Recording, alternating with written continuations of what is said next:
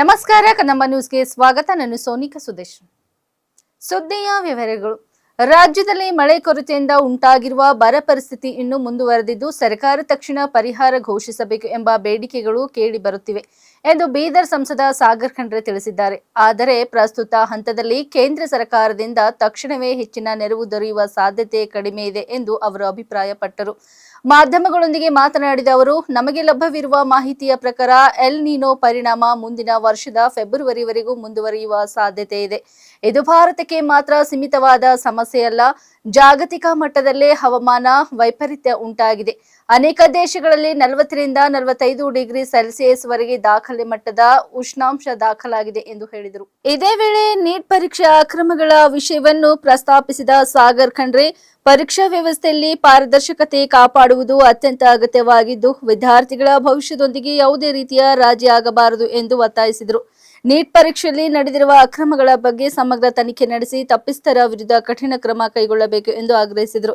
ಬರ ಪರಿಸ್ಥಿತಿ, ಹವಾಮಾನ ಬದಲಾವಣೆ ಮತ್ತು ಶಿಕ್ಷಣ ಕ್ಷೇತ್ರದಲ್ಲಿನ ಅಕ್ರಮಗಳಂತಹ ವಿಷಯಗಳಲ್ಲಿ ಕೇಂದ್ರ ಹಾಗೂ ರಾಜ್ಯ ಸರ್ಕಾರಗಳು ಸಮನ್ವಯದಿಂದ ಕಾರ್ಯನಿರ್ವಹಿಸಿ ಜನರಿಗೆ ಮತ್ತು ವಿದ್ಯಾರ್ಥಿಗಳಿಗೆ ನ್ಯಾಯ ಒದಗಿಸಬೇಕು ಎಂದು ಅವರು ಕರೆ ನೀಡಿದರು. ಹೌದು, ಈಗಾಗಲೇ ನಮಗೆ ಮಾಹಿತಿ ಇದ್ದ ಪ್ರಕಾರ ಮುಂದಿನ ವರ್ಷ ಫೆಬ್ರವರಿ ತನಕ ಸೂಪರ್ ಎಲ್ ನೀನೋ ಎಫೆಕ್ಟ್ ಅಂತ ಇದೆ. ಇದು ಬರೀ ನಮ್ಮ ದೇಶಕ್ಕಷ್ಟಲ್ಲ, ಇಡೀ ಜಗತ್ತಿನಲ್ಲೇ ಇದು ಒಂದು ಸಮಸ್ಯೆ ಇದೆ. ನೀವು ನೋಡ್ಬೋದು, ಬೇರೆ ಬೇರೆ ದೇಶಗಳಲ್ಲೂ ಕೂಡ ಮುಂಚೆ ಯಾವತ್ತೂ ಆಗದ ಒಂದು ಟೆಂಪರೇಚರ್ 40-45 ಡಿಗ್ರೀಸ್ ತನಕ ಹೋಗಿದೆ. ಅದಕ್ಕೆ ಈಗಾಗಲೇ ನಾವು ಕೇಂದ್ರ ಸರ್ಕಾರಕ್ಕೂ ಕೂಡ ನಾವು ಒತ್ತಾಯ ಮಾಡ್ತಾ ಇದ್ವಿ ಈ ಹೆಚ್ಚಿನ ರೀತಿಯಲ್ಲಿ NDRF ನಾರ್ಮ್ಸ್ ಪ್ರಕಾರ ಕೇಂದ್ರ ಸರ್ಕಾರದಿಂದ ಕೂಡ ನಮಗೆ ನಮ್ಮ ರೈತರಿಗೆ ಪರಿಹಾರ ಸಿಗ್ಬೇಕಂತ. ನಾನು ಕೂಡ 20ನೇ ತಾರೀಕು ಹಿಡಿದು ನಮ್ಮ ಅಧಿವೇಶನ ಪ್ರಾರಂಭ ಆಗ್ತಾ ಇದೆ, ನಾನು ಕೂಡ ಹೋಗಿ ನಾನು ಮನವಿ ಮಾಡ್ತೀನಿ ಅಂತ ನಾನು ಹೇಳಕ್ಕೆ. ಎಲ್ಲ ನೋಡಿದಾಗ ನಾವು ಮೊನ್ನೆನೆ ಕೂಡ ರಿವ್ಯೂ ಮುಖ್ಯಮಂತ್ರಿಗಳಾದ DK ಶಿವಕುಮಾರ್ ಸರ್ ರಿವ್ಯೂ ಮಾಡಿದಾಗ ಎಲ್ಲ ಕಡೆ ಸೇಮೇ ಇದೆ ಆಲ್ಮೋಸ್ಟ್. ನೋಡಿದಾಗ ಬೆಳಗಾಮಲ್ಲೂ ಕೂಡ ಎಷ್ಟು ಮಳೆ ಆಗಿಲ್ಲ, ಬಹಳ ಕಡಿಮೆ ಆಗಿದೆ. ಎಲ್ಲ ನಮ್ಮ ರಿವ್ಯೂ ಮೀಟಿಂಗ್ ಮಾಡಿದಾಗ ಏನ್ ಡೇಟಾ ನಮ್ಗೆ ಕೊಟ್ಟಿದ್ದಾರೆ, ಡೇಟಾ ಪ್ರಕಾರ ಬೆಳಗಾಮಲ್ಲಿ ಬೆಳಗಾಮು ಮತ್ತೆ ಬಳ್ಳಾರಿ ಎಲ್ಲ ಬಹಳ ಕಡಿಮೆ ಆಗಿದೆ. ಆಲ್ಮೋಸ್ಟ್ ಎಲ್ಲ ಕಡೆ ಸೇಮೇ ಇದೆ. ಯಾಕಂತಂದ್ರೆ ಅಲ್ಲಿನೂ ಎಫೆಕ್ಟ್ ನನ್ನ ಪ್ರಕಾರ ಬರೀ ನಮ್ಮ ಭಾಗಕ್ಕಷ್ಟೇ ಸೀಮಿತ ಅಲ್ಲ, ಇದು ಇಡೀ ಜಗತ್ತಿಗೆ ಒಂದು ಸಮಸ್ಯೆ ಉಂಟು ಮಾಡಿದೆ.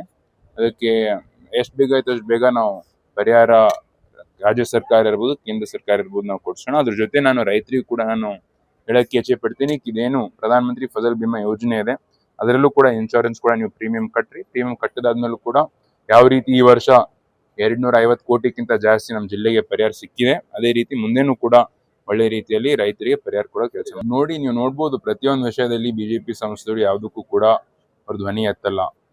ಈಗ ಮೊನ್ನೆನೂ ಕೂಡ ನೀಟ್ ಪೇಪರ್ ಲೀಕ್ ಆಯ್ತು. ನೀಟ್ ಪೇಪರ್ ಲೀಕ್ ಆಗಿದಾಗೂ ಕೂಡ ಯಾರು ಧ್ವನಿ ಎತ್ತಲಿಲ್ಲ. ಆದ್ರೆ ಬೆಂಗಳೂರಿನಲ್ಲಿ ಏನು ಇಬ್ಬರು ವಿದ್ಯಾರ್ಥಿಗಳು ಎಕ್ಸಾಮ್ ಪೇಪರ್ ಮಿಸ್ ಮಾಡಿದಾಗ ಅವಾಗ ಅವ್ರು ಧ್ವನಿ ಎತ್ತಾರೆ.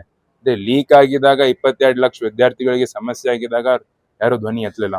ಈ ತರ ಅವರು ಒಂದು ರಾಜಕೀಯ ಮಾಡ್ತಾ ಇದಾರೆ. ಈ ತರ ಮಾಡಬಾರ್ದಾಗಿತ್ತು ಎಲ್ಲರೂ. ಯಾಕಂದ್ರೆ ನಾನು ಕೂಡ ಉದಾಹರಣೆ ಕೊಡ್ತೀನಿ ನಿಮ್ಗೆ. ನಾನು ಫೈನಾನ್ಸ್ ಮಿನಿಸ್ಟರ್ ನಿರ್ಮಲಾ ಸೀತಾರಾಮನ್ ಅವರಿಗೆ ಭೇಟಿ ಮಾಡಕ್ ಹೋಗಿದಾಗ ಅವ್ರು ಅಂದ್ರು ಈ ತಮಿಳುನಾಡು, ಕೇರಳ, ಬೇರೆ ಬೇರೆ ರಾಜ್ಯಗಳಲ್ಲಿ ಪಕ್ಷಾತೀತವಾಗಿ ಎಲ್ಲರೂ ಕೂಡ ಸಂಸದರು ಒಗ್ಗಟ್ಟಾಗಿ ಬಂದು ಅವ್ರು ಕೇಳ್ತಾರೆ, ಅವ್ರ ಹಕ್ಕಿಗೋಸ್ಕರ, ಅವ್ರ ರಾಜ್ಯಕ್ಕೋಸ್ಕರ ಅವ್ರು ಕೇಳ್ತಾರೆ. ನೀವು ಕೂಡ ಕರ್ನಾಟಕದಲ್ಲಿ ಅದೇ ತರ ಮಾಡ್ಬೋದಲ್ಲ ಅಂತ ಕೇಳ್ತಾರೆ. ಮೊನ್ನೆನೂ ಕೂಡ ಒಂದು 3 ತಿಂಗಳಕ್ಕಿಂತ ಮುಂಚೆ, ಯಾವಾಗ ಉಪಚುನಾವಣೆಕ್ಕಿಂತ ಮುಂಚೆ ನಮ್ಮ ಅವಾಗ ಉಪಮುಖ್ಯಮಂತ್ರಿ ಇದ್ರು DK ಶಿವಕುಮಾರ್ ಸರ್, ಅವಾಗ್ಲೂ ಕೂಡ ಅವ್ರು ಡೆಲ್ಲಿಗೆ ಬಂದಿದಾಗ ಎಲ್ಲಾ ಸಂಸದರನ್ನು ಕರೆದಿದ್ರು. ಬಿಜೆಪಿ ಅವರು ಇದ್ರು, ನಾವು ಇದ್ವಿ, JDS ನವರು ಇದ್ರು, ಎಲ್ಲರೂ ಕೂಡ ಇದ್ರು. ಅವಾಗ ಅಂದ್ರು ನಾವು ಏನು ಅವಾಗ ನೀರಾವರಿದೊಂದು ಮೀಟಿಂಗ್ ಇತ್ತು, ನಾವೆಲ್ಲರೂ ಕೂಡಿ ಒಗ್ಗಟ್ಟಾಗಿ ಹೋಗೋಣ ಕೇಳೋಣ ಅಂತಂದ್ರು. ಆದ್ರೆ ಅವರು ಸ್ಪಂದನೆ ಮಾಡಲ್ಲ. ಅದಕ್ಕೆ ಈ ತರ ಮಾಡಬಾರ್ದು, ಎಲ್ಲರೂ ಒಗ್ಗಟ್ಟಾಗಿ ಮಾಡೋಣ. ಇವತ್ತಿನ ದಿವಸ ನಮ್ ದಿಶಾ ಮೀಟಿಂಗ್ ಇಟ್ಟಿದೀವಿ, ತಾವು ಕೂಡ ಬಂದು. ಜಿಲ್ಲೆಯಲ್ಲಿ ಮುಂಗಾರು ಮಳೆ ಸಮರ್ಪಕವಾಗಿ ಸುರಿಯದ ಹಿನ್ನೆಲೆಯಲ್ಲಿ ಕೃಷಿ ಚಟುವಟಿಕೆಗಳಿಗೆ ತೀವ್ರ ಹಿನ್ನಡೆಯಾಗಿದ್ದು ರೈತರು ಸಂಕಷ್ಟಕ್ಕೆ ಸಿಲುಕಿದ್ದಾರೆ. ಈ ಹಿನ್ನೆಲೆಯಲ್ಲಿ ಬೀದರ್ ಜಿಲ್ಲೆಯನ್ನು ತಕ್ಷಣವೇ ಬರಪೀಡಿತ ಜಿಲ್ಲೆ ಎಂದು ಘೋಷಿಸಿ ರೈತರಿಗೆ ಅಗತ್ಯ ಪರಿಹಾರ ಹಾಗೂ ವಿಶೇಷ ನೆರವು ನೀಡಬೇಕೆಂದು ಆಮ್ ಆದ್ಮಿ ಪಕ್ಷ AAP ಸರ್ಕಾರವನ್ನು ಒತ್ತಾಯಿಸಿದೆ. ಜಿಲ್ಲೆಯ ವಿವಿಧ ಭಾಗಗಳಲ್ಲಿ ಮಳೆಯ ಕೊರತೆಯಿಂದ ಬಿತ್ತನೆ ಮಾಡಿದ ಬೆಳೆಗಳು ಒಣಗುವ ಸ್ಥಿತಿ ನಿರ್ಮಾಣವಾಗಿದ್ದು ರೈತರ ಆರ್ಥಿಕ ನಷ್ಟವನ್ನು ಪರಿಗಣಿಸಿ ಬೆಳೆ ಸಮೀಕ್ಷೆ ನಡೆಸಿ ಸೂಕ್ತ ಪರಿಹಾರ ವಿತರಿಸಬೇಕು. ಜೊತೆಗೆ ಕುಡಿಯುವ ನೀರು ಹಾಗೂ ಜಾನುವಾರುಗಳಿಗೆ ಮೇವು ಒದಗಿಸಲು ತುರ್ತು ಕ್ರಮ ಕೈಗೊಳ್ಳಬೇಕು ಎಂದು ಪಕ್ಷದ ಮುಖಂಡರು ಆಗ್ರಹಿಸಿದರು. नमस्ते। आज बीदर डिस्ट्रिक्ट की तरफ से आम आदमी की जो बीदर डिस्ट्रिक्ट की टीम की तरफ से बीदर डिस्ट्रिक्ट में कभी ना कभी बारिश गिर के तो बीदर नुकसान हो रहा है, बारिश नहीं की वजह तो बीदर नुकसान में आ रहा। अब की बार तो लोग क्या करे बोले तो टोटली उधर से इधर से कर्जा लाके बीज लाए, फर्टिलाइजर लाके जो है ना पेरना सब काम कर दिए। तो आज बारिश चले गया। बारिश चले जाने के वजह से हमारी रिक्वेस्ट है हमारे स्टेट के मुख्यमंत्री डीके शिव कुमार जी को, हमारे बीदर डिस्ट्रिक्ट को बरगाल घोषणा करे और 50,000 रुपए पर एकड़ को देना चाहिए। क्यों बोले तो अभी कर्जे में है किसान सब। कल के दिन पैसा नहीं दिए तो जो पैसा दिया किसान के ऊपर प्रेशर डालने की कोशिश करता, उस दिन कुछ ना कुछ अनाहुत होने का खतरा है।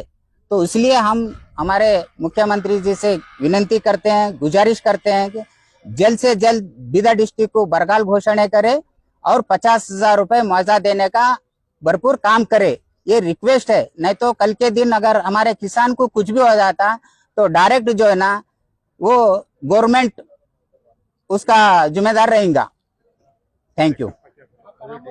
सिद्धू फुलारी, ऑलरेडी हमने जिला अधिकारी को लेटर दे दिए हैं, तो आपके माध्यम से भी लोगों को मालूम हो जाने दे कि हम लोगों का आम आदमी पार्टी के तरफ से किसानों की तरफ से बहुत दिल से काळजी से काम करने की कोशिश कर रहे हैं।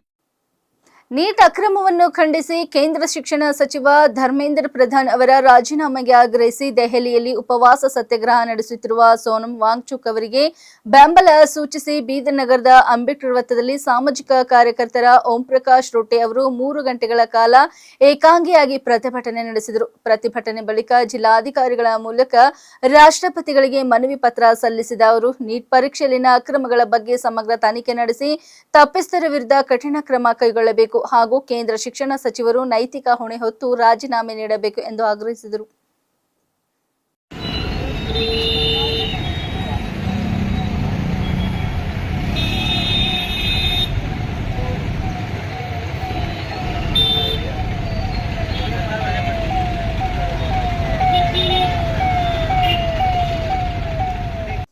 ಬೀದರ್ನಲ್ಲಿ ಜಿಲ್ಲಾ ಮಟ್ಟದ ಅಧಿಕಾರಿಗಳ ಸಭೆಯಲ್ಲಿ ಮಾತನಾಡಿದ ಕರ್ನಾಟಕ ರಾಜ್ಯ ಆಹಾರ ಆಯೋಗದ ಅಧ್ಯಕ್ಷ ಡಾಕ್ಟರ್ ಎಚ್ ಕೃಷ್ಣ, ಕಳೆದ ತಪ್ಪುಗಳನ್ನು ತಿದ್ದುಕೊಂಡು ಜವಾಬ್ದಾರಿಯಿಂದ ಕಾರ್ಯನಿರ್ವಹಿಸಿದ ಅಧಿಕಾರಿಗಳ ವಿರುದ್ಧ 1 ತಿಂಗಳೊಳಗೆ ಕಠಿಣ ಕ್ರಮ ಕೈಗೊಳ್ಳಲಾಗುವುದು ಎಂದು ಎಚ್ಚರಿಕೆ ನೀಡಿದರು।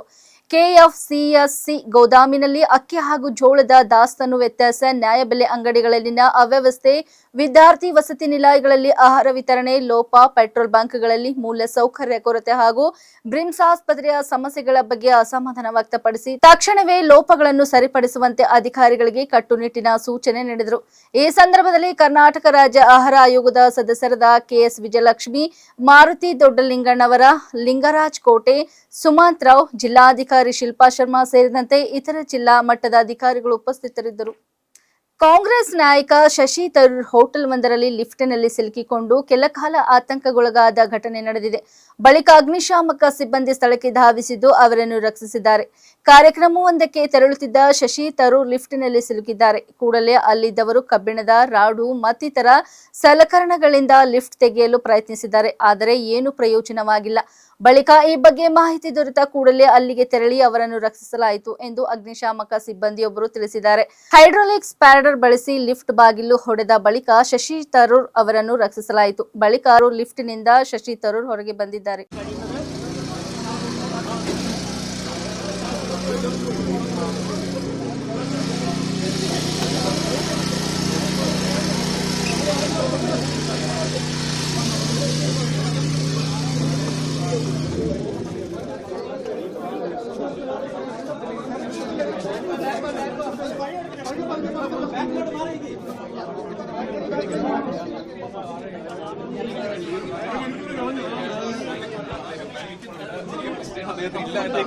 ഒരു ചെറിയ ആശങ്കയുടെ ഒരു നിമിഷങ്ങളായിരുന്നു ഉണ്ടായിരുന്നു. പക്ഷേ ആ ഒരു ആശങ്ക മാറിയിരിക്കുന്നു. ಇಲ್ಲಿವರೆಗೆ ಸುದ್ದಿ ಕೊಟ್ಟಿದ್ದು ನಾನು ಸೋನಿಕಾ ಸುದೇಶ್। ಮುಂದಿನ ಸುದ್ದಿಯೊಂದಿಗೆ ಮತ್ತೆ ಭೇಟಿಯಾಗೋಣ। ವಂದನೆಗಳು।